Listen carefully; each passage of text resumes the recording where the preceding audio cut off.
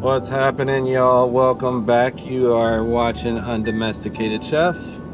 My name is John White. Thank y'all for hanging out. So I'm gonna do my best here to make a video without being intrusive. What I am doing right now is heading down to the Kerrville area, and if any of y'all are not aware, which I'd be surprised if you're not, but we had some really bad flooding here in Texas. I happen to live right in between the two worst affected areas. So I finally got a call after poking around trying to see where I could help. And I'm gonna go down and cook food for a few days for anybody that needs it. I've got a group that's already down there, so I'm going to join with the team and see what we can do to make things a little bit better for everybody down there. It is wild. I'm at kind of a loss for words of how to do an intro for this. But like I said, if I can do this without being too intrusive on what's going on, then I'd really love to show y'all some behind the scenes of what's happening down there and, you know, give some spotlight to some of the people that are down there working their butts off to try to make it a little bit better for everybody that was affected. I have no clue what I'm getting into. I just have the chance to be able to help, and I am all for it. So I went, and all my other camping gear is in storage in another state, so I ran to the closest outdoor store I could and picked up what I needed to be able to camp out of the back of my truck. So right now, next few days I'll be sleeping in the bed of my truck in a tent. I've got a bunch of water and the essentials that you'll need, like some liquid IVs and some wipes to do a little whore bath if I have to. But it should be an interesting few days. I'm really hoping that I can do something to make someone's life a little bit better while I'm down here. So this is a long intro, but stick with it. Hopefully y'all can get some good info on what's going on. And thanks for watching. I also want to say before I go any further and get there and show anything else that it was a hard decision actually to even bring this GoPro and do this, because I'm not doing this to make a video that's gonna get views and likes. I'm doing this because it's the right thing to do, and it's important that when you have an opportunity to use your skill sets that you have to help someone, that you don't sit on the couch and watch it on TV and say, I could have fill in the blank.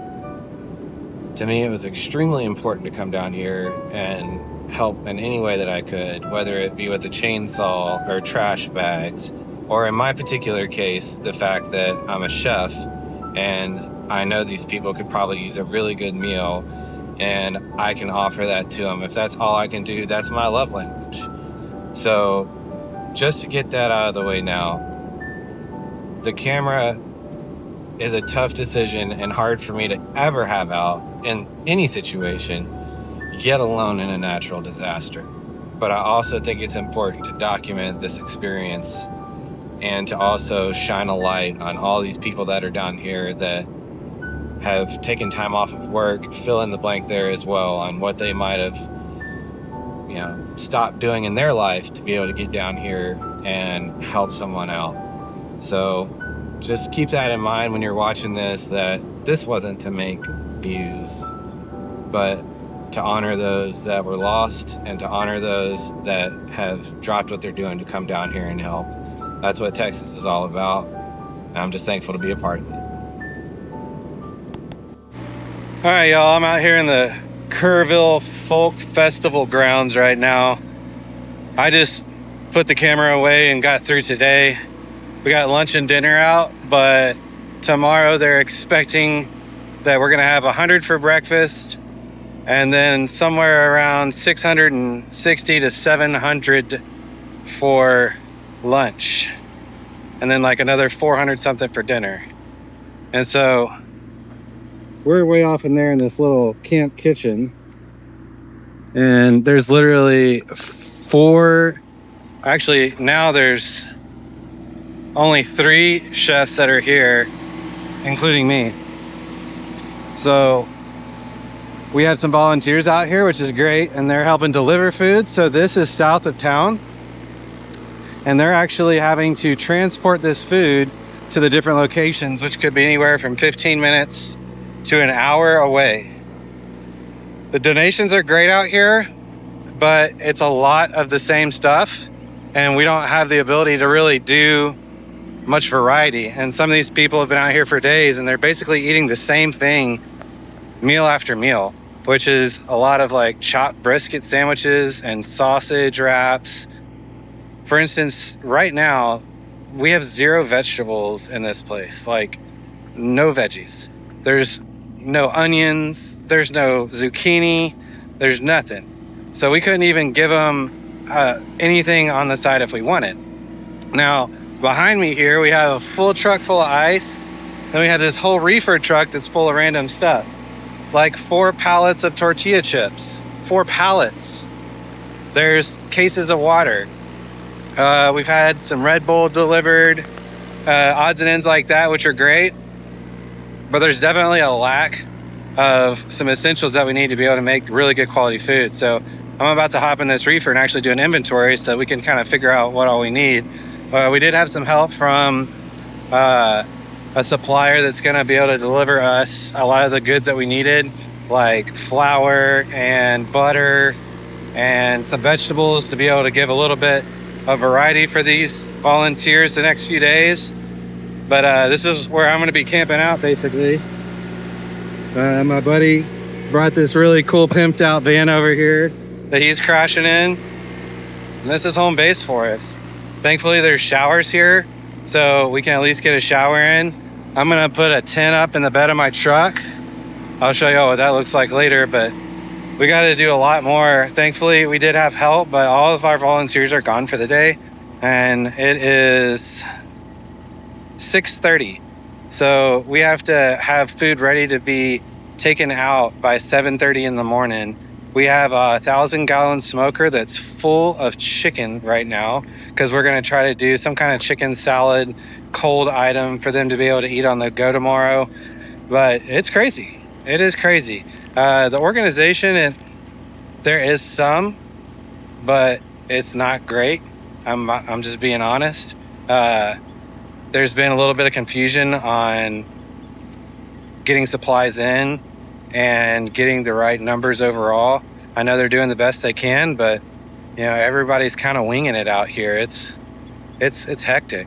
So thankfully, got some good dudes that we're going to be spending the evening with, trying to get this all prepped out the best we can and getting ready for tomorrow, because it's going to be a madhouse. I'm going to show you all this walk-in reefer truck here, just to kind of see what we're dealing with.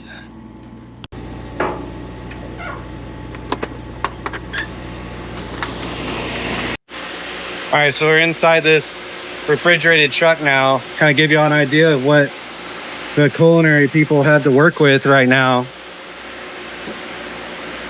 This is an entire pallet of whole wheat bread. We've got some already cooked brisket here that's vac sealed. There's some pork butts, lots of electrolytes. Right here is some random stuff, like this is a goat cheese crumbles and lots of it. I'm not really sure what I'm supposed to do with goat cheese crumbles. We got some to-go containers, lots of water, and all of these bread boxes are tortilla chips. Yeah. So this is my inventory right now, minus we've got some food that's in our walk-in cooler over there, like some more chopped brisket, sausage, and a whole lot of burger patties, but we don't have buns. So it's just kind of hectic.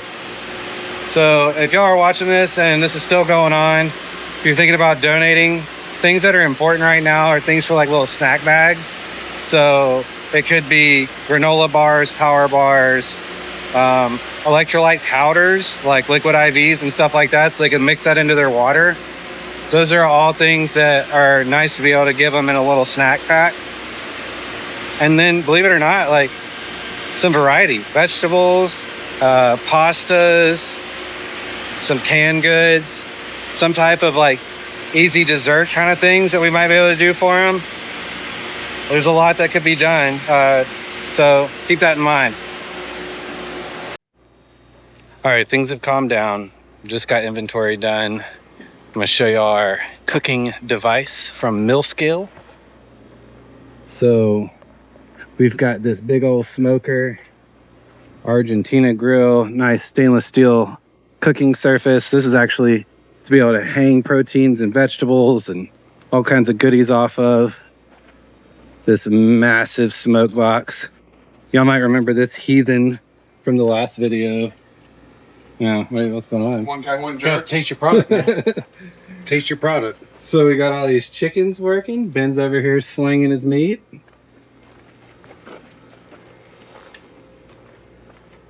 So we are going on the fly here, trying to figure out exactly our menus. Basically, every couple hours, we're trying to figure out what to do next because we have limited resources. So they're finishing that up for tomorrow. Probably gonna do like a chicken salad or something. And then here is our dry storage and snacks.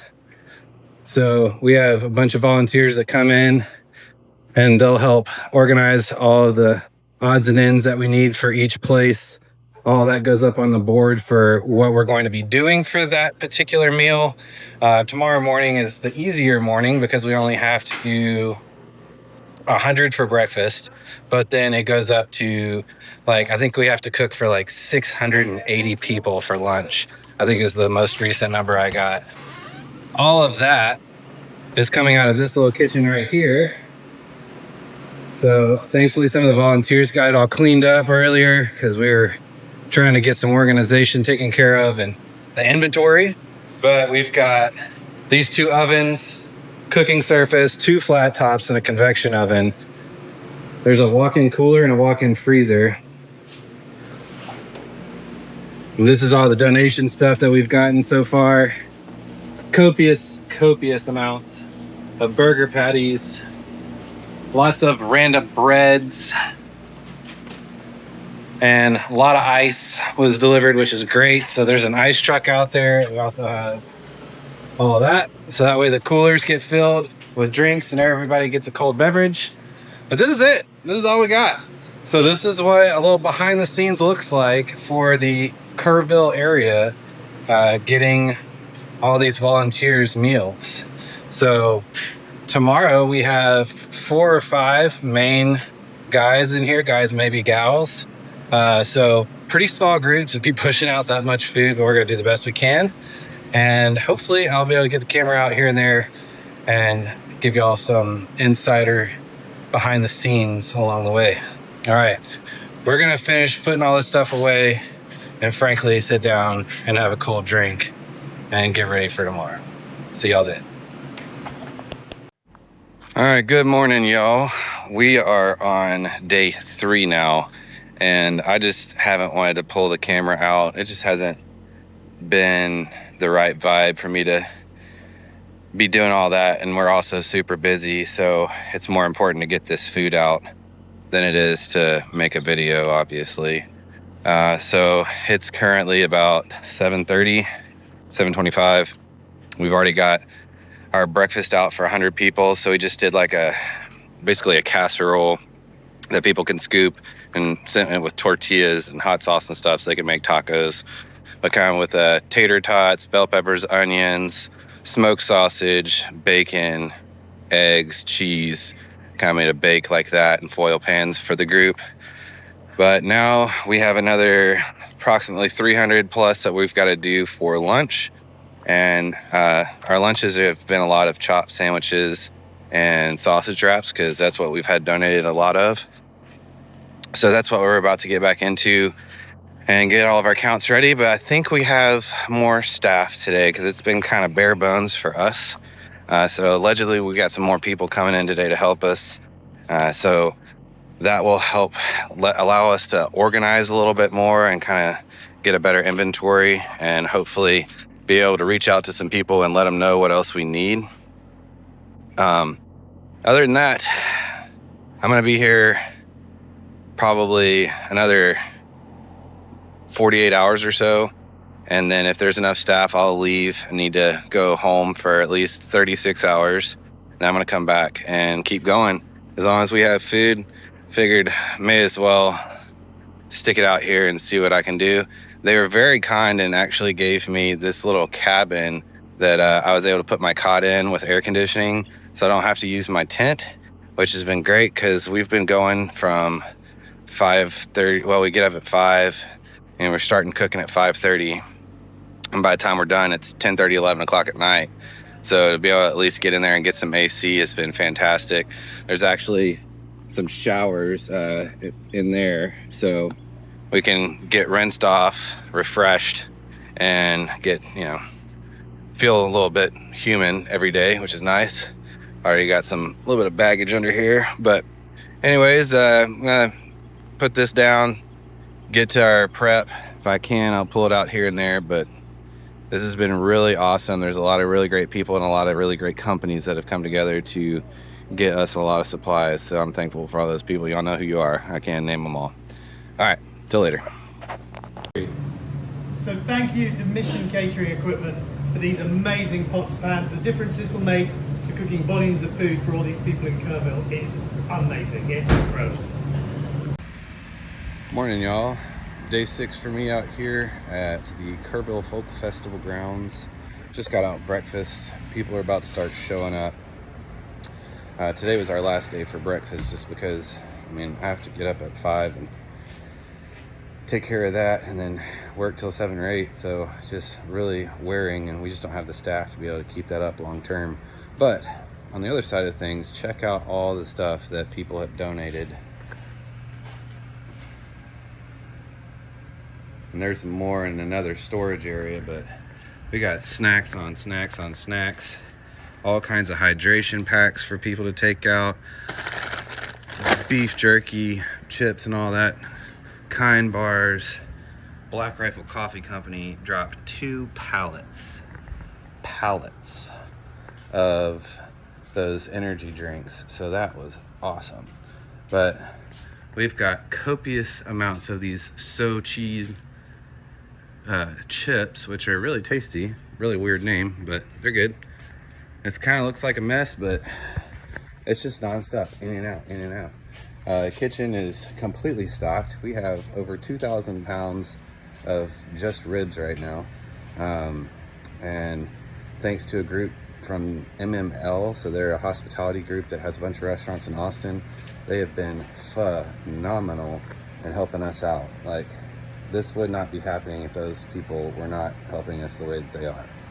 They're gonna bring us so much stuff. They're taking things that we have here that are raw product, bringing them back to Austin, prepping everything out, and then cooking it off, bringing it back in full pans. So I went from having to try to get meals put together for 300-500 people, maybe 700 in a day, to after today, they're gonna help it out so much by having these meals already prepared in pans. So just wanted to give y'all an update out here. Trying not to really pull out my phone, take pictures, videos. It's just not the right place for it, but while it's empty, just kind of want to show y'all camp, what we're doing. These people are so nice, so nice. So they ended up giving me a little cabin right here, and it's got a futon in it, so I'm able to at least crash in some AC at night and get a shower down at the showers. So I'm not sleeping in a tent, so this makes it a lot easier for me to keep on going. So there's the update for now. Thank y'all for everything y'all done. All right, what's up, y'all? This is actually 2.5 weeks now after I got to Kerrville. After the first few days, the group that was involved asked me to actually take over the culinary side of things to help organize the daily processes that we were going through. So overall, me and Eric specifically stayed for about 2.5 weeks. And we did everything we could until the numbers started trickling down. There was one day particular that I was able to get out and get a little bit of video going through Hunt. So that's going to be what y'all see right here, is just a couple shots of what it was like driving those meals to get out to the people that were doing the hard work. And so it really made me feel like I was doing the right thing, getting the time put in there to get these people fed. I knew it was going to the right places. So just take a moment, see some of the destruction, and kind of helps put things into perspective. The transition here from the last part of this video to what you're about to see is actually about a whole week of us cooking. I went home for one day, one afternoon actually, washed my clothes, came back, and we've been sticking it out ever since. So actually from the last spot to what you're seeing now is about a week later. I just wasn't able to pull the phone out, didn't want to set up a camera in the midst of trying to get volunteers in and out and food in and out. Just wasn't right. So take a look.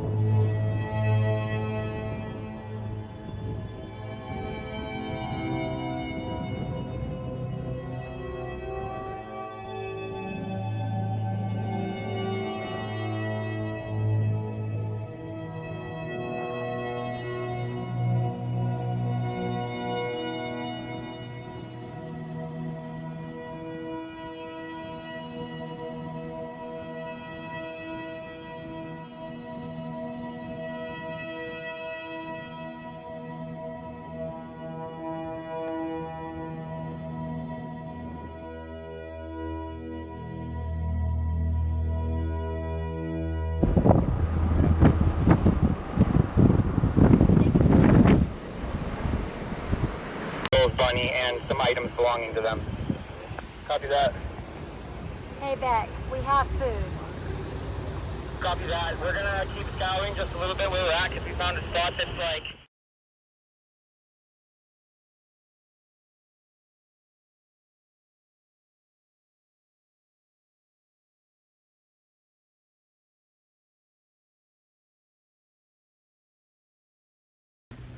All right, so next you'll see there's a couple of short little videos here of, a couple of the little items that we did. I didn't really pull my phone out to get a lot of the food, as I've mentioned. But along with that, we also had to have a little bit of morale, upkeep, if you will. And that included some pranks if you overslept. And so I wanted to include that little bit, which you're about to see right here.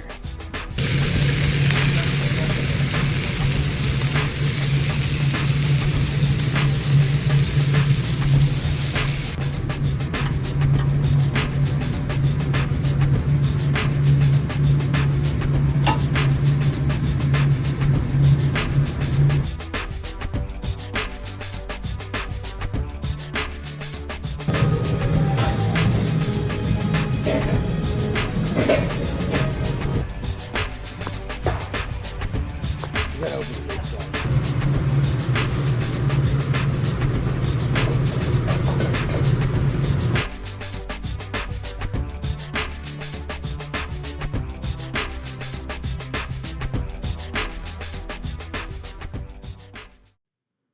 Ben, what are we about to go do? We're gonna wake our little buddy up. So our boy Eric maybe had a little too much to drink last night, and someone happened to have a smoke bomb. Restrictions away. Oh, it's coming. Yeah, it's coming.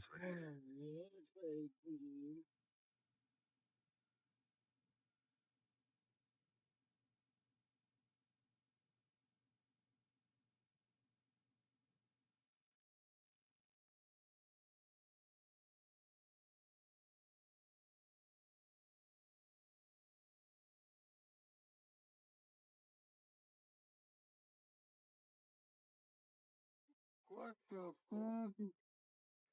What the shit? Oh! Oh! Something's happening. Oh! Oh! That's good. That's good.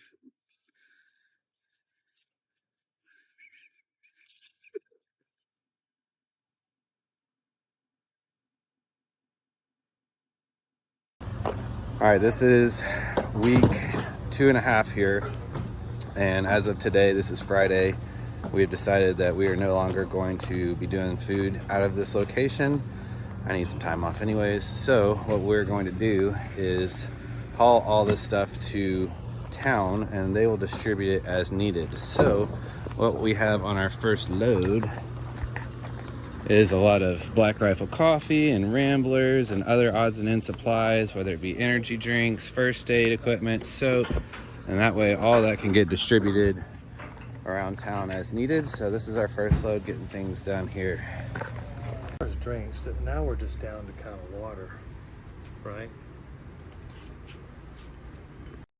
All right, this is the end, y'all. We have the final trailer filled with goods. Phil over here, who has been another key component, as well as Lauren. Phil is taking it all the way to San Angelo. First thing in the morning, we just dropped off a full trailer full, and that does it for us. So that is about 2.5 weeks of us staying out at this awesome place called the Kerr Folk Festival Grounds. We'll call it the grounds. Okay, close enough. Yeah. What do you want? What else? It's Quiet Valley Ranch, Kerrville Folk Festival. Yeah, that. All right, so thanks to Phil, thanks to Lauren, thanks to everybody that's been out here. I can't even name all the names, but that does it for now. Thank y'all for checking it out. All right, that about concludes it.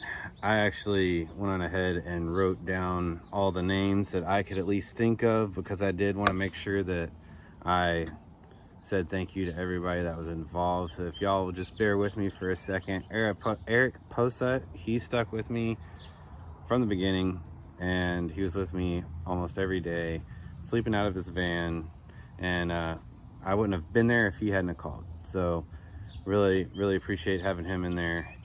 Ben Lambert, J&L Barbecue, he came out more than once and was extremely helpful during the whole time.